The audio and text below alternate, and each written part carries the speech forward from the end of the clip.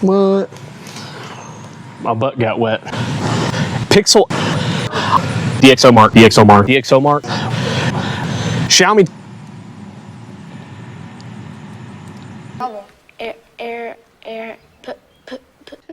Today, Junior! Camera, color accurate photo. Xiaomi phone, Xiaomi photos, shadows, details, images, colors, best, pixel, deep, Vivo, HDR, goth girl, ultra. My butt got wet. God damn it. Scared the shit out of me.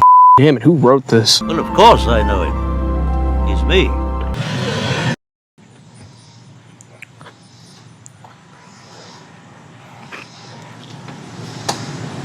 Welcome back to Sully's Tech Hub. In this video, I'm going to discuss a very strange result posted by DxOMark. I will offer evidence for my argument against this result posted by DxOMark, and then I will offer a new way to evaluate smartphone cameras. If that sounds interesting to you, stay tuned. This will likely be another lengthy video, so I will provide timestamps here. Pause the video to review the timestamps if you wish, but with that out of the way, let's get started. There are thousands of ways to review a smartphone camera. Many of those reviews can be chalked up more or less to one's opinion, but what happens once someone starts to claim objectivity, that their findings are not merely opinion, but rather measurable scientific fact? DxOMark, in their own words, is the world's leading quality evaluation laboratory.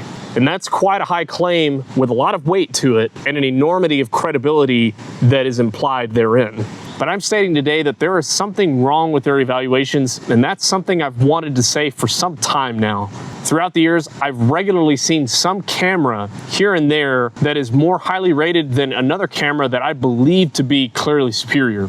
However, there has not been a more egregious example of this than the more recent rankings of the Pixel 9 Pro over the Xiaomi 15 Ultra. I understand that the final score is a composite of all the various qualities, features, and advantages offered by the camera, and frankly, whether or not DxOMark chooses to evaluate those various features, but I genuinely cannot think of an argument where the Pixel's total camera package is better than the Xiaomi 15 Ultras.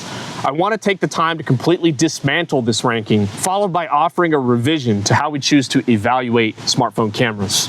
Shot for shot, the Xiaomi 15 Ultra simply pulls out more detail and clarity than the Pixel. I was able to show this numerous times in my feature-length Xiaomi 15 Ultra video.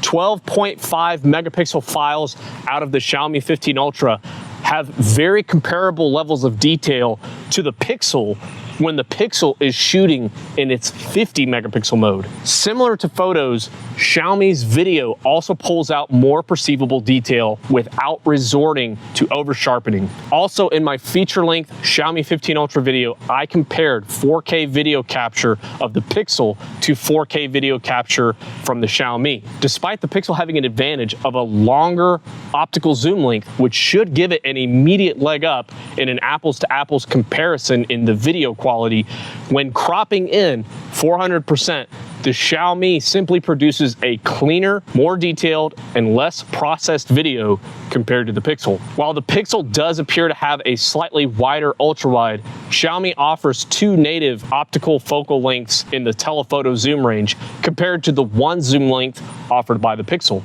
This means that at a broader variety of focal lengths, you will have native optical quality out of the Xiaomi more often than compared to the Pixel. The Xiaomi 15 Ultra is also capable of giving you a broader offering of natural background blur, owed mostly to their offering of larger sensors across the board and close focusing capabilities on the lenses paired with those larger sensors. Speaking of close focusing, I compared the minimum focusing distance of the lenses on both phones, and besides the primary camera, the Xiaomi has superior close focusing on its two zoom cameras. By the way, I doubt you'll be doing much macro photography with the primary sensor, so that is another clear win for the Xiaomi. As an experience, the Xiaomi 15 Ultra offers more granular controls over both the automatic and the manual modes compared to the Pixel. In years past, Pixel actually had one of the best controls for an automatic mode, but they oddly took a step back, locking all of those controls behind an expandable menu that must be first tapped. Some of the most useful quick settings used to be presented to the user simply after tapping for focus or exposure. Once doing so, you would be presented with an exposure slider, a contrast or shadow slider, and a white balance or color temperature slider, however you want to call it. It was brilliant, and this covered 90% of the needed adjustments in a typical automatic shot. But alas, Google has removed this control and replaced it with a more cumbersome and less accessible expandable menu. Now, quick adjustments take a little bit longer to access, and the most needed of those controls lay several steps away from the user. Xiaomi has a different approach to automatic modes, but does offer a collection of color profiles and shooting settings that you can apply to the automatic experience.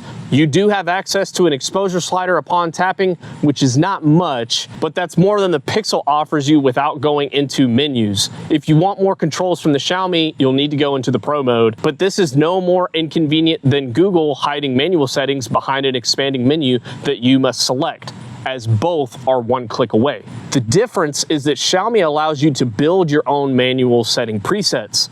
You can build manual settings for the golden orange cast of sunset conditions, the gray and flat colors of cloudy conditions, the bright and neutral colors of sunny midday conditions, the necessary quick shutter for shooting fast moving objects, and so on.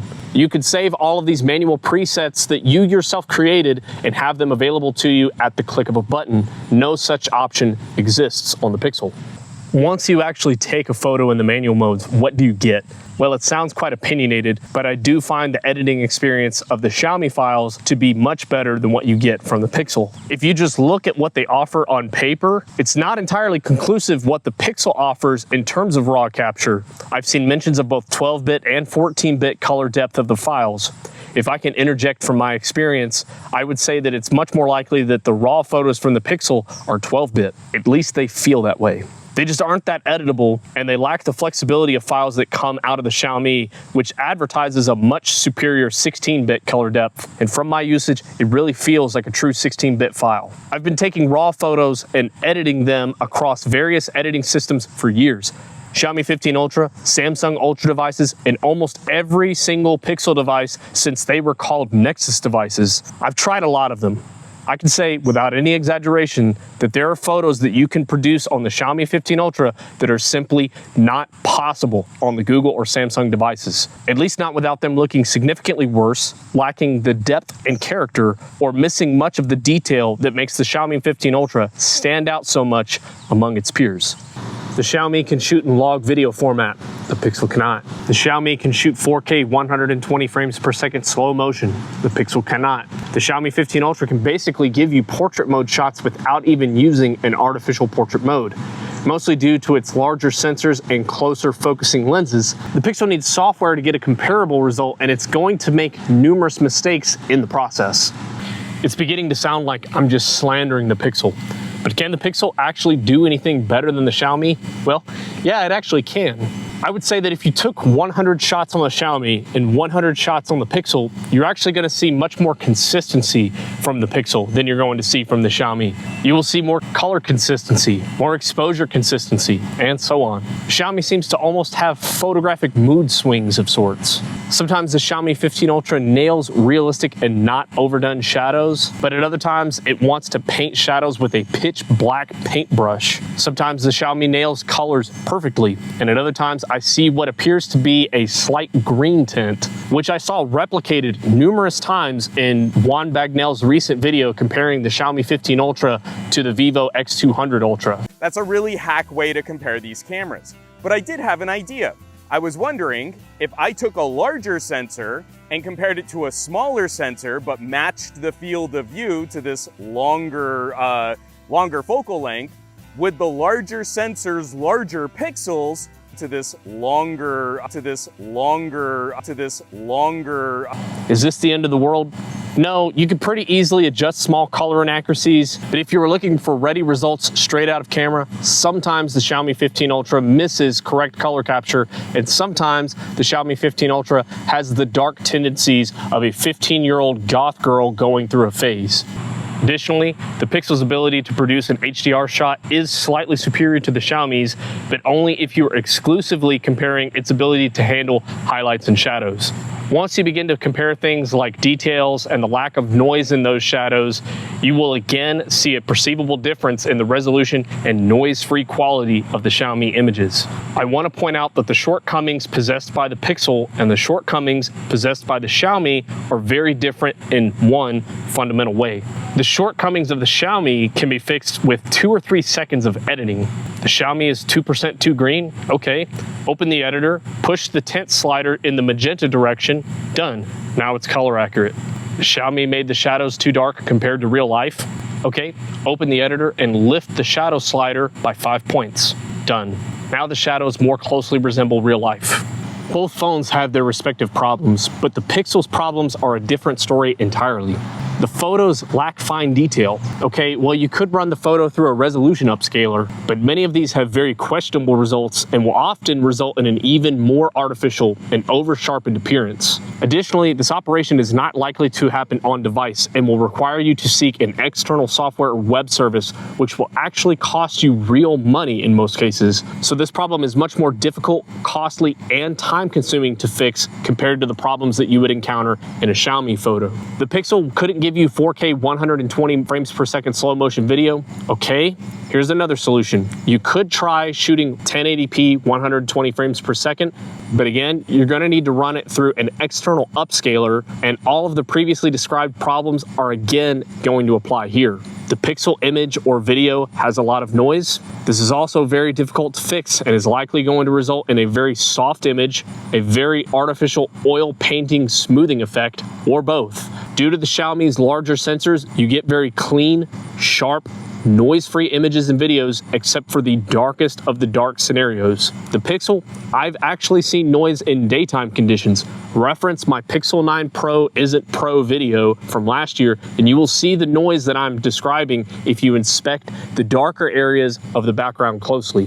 While this is not typically part of the evaluations performed by DxOMark, I want to yet still point out more tangibles that go in the way of the Xiaomi over the Pixel. The Xiaomi is able to capture images with less shutter lag compared to the Pixel. The Xiaomi has better telephoto autofocus compared to the Pixel, which is absolutely plagued by unreliable autofocus when using the 5x periscopic zoom lens. The Xiaomi does not experience this problem with either of its 2 zoom lenses. Google has a standalone photo editing application called Snapseed, and for the most part, I do actually highly recommend this app. I find it very easy to use, fast, and you can even use it to downscale images if you want, which is not a joke feature. Sometimes an email might only allow images of certain file sizes, and it's very convenient to put an image into Snapseed, establish lower resolution export settings, and then spit the image out, resulting in a smaller file size, which can now be attached to the email. A very convenient solution to file size limitations. But if you were looking for finer and more granular controls of colors and exposure, you would be better served by the free version of Adobe's Lightroom for mobile application, which I find myself using much more often these days. Just don't give them any of your money for the premium version of the app, because Adobe is a pretty shitty company overall, and we need to reject subscription-based models for products that should be one-time purchases. Gotcha, bitch! But we are talking about the Xiaomi versus the Pixel, so why did I bring up Snapseed and Lightroom for mobile? Well, that's because Xiaomi's gallery editor is probably one of the best editors I've ever used, and I've used quite a lot of editors. I haven't tested how it handles RAW files yet. I've been using Lightroom for that. So far, I don't see any difference when you open a RAW file versus when you open a JPEG in the Xiaomi gallery editor, but I will investigate this further and possibly make a separate video exclusively talking about this powerful editor because it is feature-rich. As a point of reference, Snapseed is perceptibly different when you open a RAW file versus when you open up a JPEG file, signifying that it does handle the 2 file types differently. But besides this, for quick edits, quick color changes, white balance changes, vignette, bokeh effects, and other small quick edits, the built-in Xiaomi Gallery Editor is a far superior product compared to Google's Snapseed. And you don't even have to go to a separate app to make the changes. It's built into the gallery. So, whether you're talking about photos or videos, automatic modes or manual modes, before or after you take the photo, or even how you edit those photos, for me, Xiaomi wins 99 times out of 100. Yet, we come back to our original topic. DxOMark says the Pixel is a better camera than the Xiaomi. So what gives? Well, Without analyzing every single tiny thing individually evaluated by DxOMark, it basically boils down to this: weighted values and what you choose to evaluate versus what you choose not to evaluate. Let me explain. I did tell you that there are some areas where the Pixel does actually outperform the Xiaomi, particularly in HDR scenes and color consistency. Well, let's say that you want to evaluate a photo in 4 equally weighted categories: color accuracy, dynamic range, detail, and noise. In this limited example, the Pixel would actually be tied with the Xiaomi because it can nail challenging color scenes, and it does generally have a higher capacity to balance scenes with bright highlights and dark shadows, if you value such an ability. So assuming that you value each quality equally, they are actually tied 2-2. I'm not saying that this is how DxOMark evaluates phones. I'm simply showing you that it is possible to influence a result based on what you choose to evaluate and what you choose not to evaluate, and whether you give equal value to those qualities. Maybe for you, detail and lack of noise are more important because these are far more difficult to correct after you take the photo, while things like color accuracy and shadows are less important because these are much simpler to correct after you take the photo. This is to simply say, if you account for 90% of the things that the Pixel is good at, and you ignore 30% of the things that the Pixel is bad at, you will get a very positive result of the Pixel. Meanwhile, if you only account for, say, 70% of the things that the Xiaomi is good at, and you only ignore 10% of its weaknesses, well, you could see how it would be possible to get a result where the Pixel triumphs over the Xiaomi. So how do I think we could make a more complete, realistic, and comprehensive way to evaluate smartphone cameras? I think cameras should be evaluated by their floor, their ceiling, their capabilities, their controls and user experience, and finally, by their intangibles. Most of these categories should be credited with a range of scores with a result that resembles a bell curve-like distribution. Let me explain each one. The floor. The floor is a term commonly used to describe the minimums of something. In this context, what I'm basically saying is, with minimum effort, what kind of result can you expect? Not everybody knows or even cares to know how to use manual controls of smartphone cameras. Most users, whether we want to admit it or not, will simply produce the phone from their pocket, open the camera, point it at something, take a photo, lock the screen, and return the phone to the pocket. While I don't believe the floor to truly be that simple, it's basically to evaluate what kind of results you can get from the phone without deep diving into manual modes and without augmenting the photos with editing after the capture. Based on what I can see right now, the Vivo X200 Ultra would actually score the best in this category.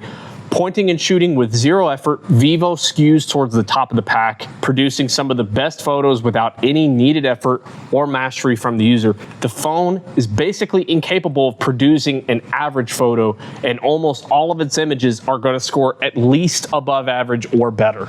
The Xiaomi is going to have a broader distribution compared to the Vivo. Almost anything it shoots is going to be at least above average at a minimum, with the occasional what happened photo with the unexplained colors and shadows that I mentioned earlier. But every now and then, the Xiaomi produces a shot that is simply remarkable that will make you want to send it to everyone you know. Its risky style, deep shadows, and opinionated character are capable of hitting or missing, but when it lands just perfectly, you are rewarded with some of the best images ever taken on any smartphone in an automatic mode. The ceiling. The ceiling refers to the upper limit of what you can get out of a phone if you actually know what you're doing. If you're an expert, you know the angles, you know the controls, you know how to use manual modes, you know how to edit the raw files, all of that stuff. Posed as a question, it's, what is the highest possible quality of image capable out of this device when you have high competency and you give high effort? I may ruffle some feathers with this opinion, but I feel like the Xiaomi 15 Ultra actually has the highest ceiling of any phone, even beating out the Vivo X200 Ultra. This has a lot to do with the fact that it simply has more hardware, while almost everything else is either equal or at least comparable. The added flexibility of the multiple telephoto lenses means that there are more focal lengths where the Xiaomi is going to be optically perfect. It won't yield a massive difference, but there are definitively a couple of focal lengths where we'll get a better image out of the Xiaomi compared to the Vivo, especially in the portrait length, which I think is more valuable than the wide lengths. The Vivo is definitely going to own the 85mm focal focal length. Both produce quality RAW files and both have very powerful manual modes. Truly, when you know what you're doing, I think that there's only a 1% difference between the Vivo and the Xiaomi, but I do give that 1% to the Xiaomi. The Vivo does definitely win some areas. Obviously, the ultra-wide hardware is far superior compared to what the Xiaomi is packing. The problem is that I personally think that the ultra-wide is the most useless of all the various focal lengths available on smartphones. I talked about this extensively in my most recent video where I detailed my most controversial smartphone opinions. If I had my own evaluation system, I would give credit for this advantage from Vivo, but I feel like it's better to have advantages at the portrait focal lengths than it is to have advantages at the ultra-wide focal lengths. Vivo largely addressed this actual sentiment by moving their primary focal length to 35 millimeters compared to the more typical 24 millimeters. The 35 millimeter focal length is a much more conventionally popular focal length among the street photography crowd. In any case, the upper limit of the Pixel is not very high. It just isn't. The hardware is simply not able to produce any groundbreaking photos, and the RAW files really limit their flexibility in editing. You could get good results, certainly, but compared to the upper limits of phones like Oppo, Vivo, and Xiaomi, the Pixel is actually going to fall far behind, signaling clearly to us that the Pixel is again not a pro device and is instead a device with convenient features intended for the average consumer. If you do everything right, the Pixel is capable of giving you consistently great photos, but it will never give you the greatest photo that I've ever taken type of image that's possible in the previously mentioned Chinese handsets. It's just not possible with its hardware and output limitations. Moving on to the capabilities. This is actually very simple. What can the phone do? What can it not do? Can it close focus? Can it shoot 4K 120? Can it produce 16-bit RAW files? Can it do burst shooting? And at what frame rate can it do that burst shooting?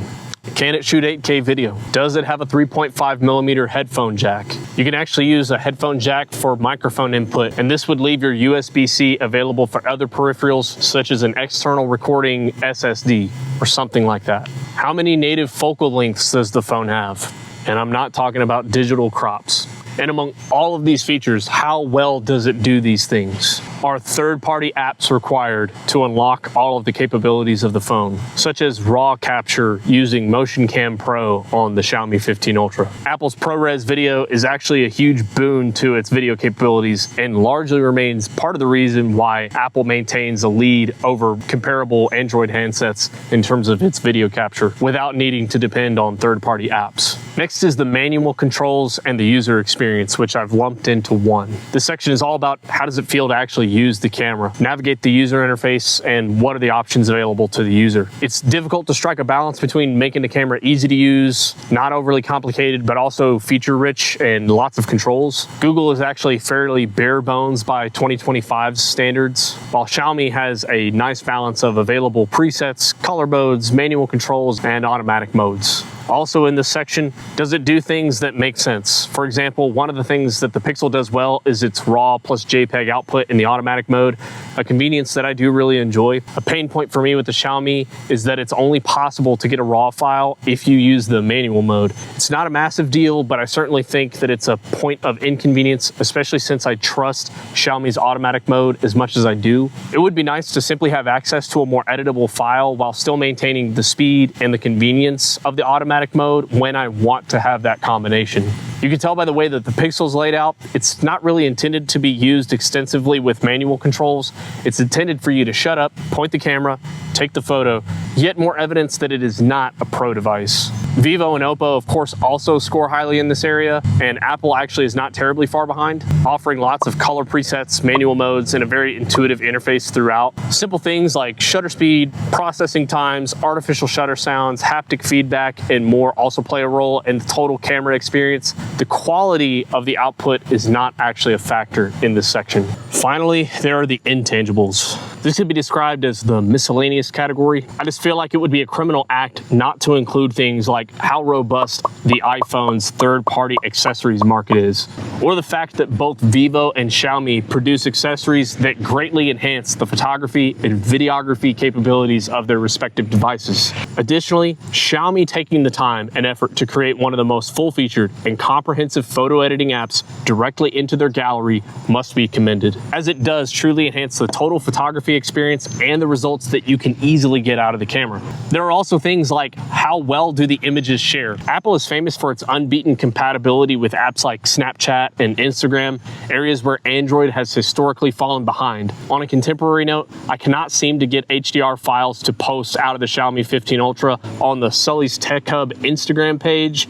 I would greatly appreciate your followership and support. I'm here to tell you right now, we don't care. Let me tell you something. We don't care. Jerry. I don't understand why it won't work, but all photos automatically convert to SDR regardless of what efforts I've taken to get the images to post in HDR. I understand for many of you that don't use social media that this is not an important area to be evaluated, but the same is true for many features during review. Plenty of people don't use the manual controls, but that doesn't mean that those categories are not worth my attention. So what do you think? Am I a Xiaomi fanboy? Is the Pixel 9 Pro truly a better camera than the Xiaomi 15 Ultra as suggested by DxOMark? What an idiot! Oh, what a loser! What do you think of my suggested evaluation methods for smartphone cameras moving forward? The 5 evaluated areas being results with minimal effort, results with maximum effort, manual modes and user experience, total capabilities, and finally the intangibles and expandable feature sets by OEM and third-party accessories. I want to give a genuine thanks to those of you who stuck around with me to the end of this video. I understand that it was very long. I hope that the timestamps were very helpful. It helps me more than you know when you stick around to the end of the video. I hope that I was able to provide you with some valuable insights in this video, and if you did find any enjoyment or value out of it, please consider interacting with the video in some way, commenting, liking, and if you feel I've earned it, subscribing. This has been Sully's Tech Hub, and I'll catch you guys on the next one.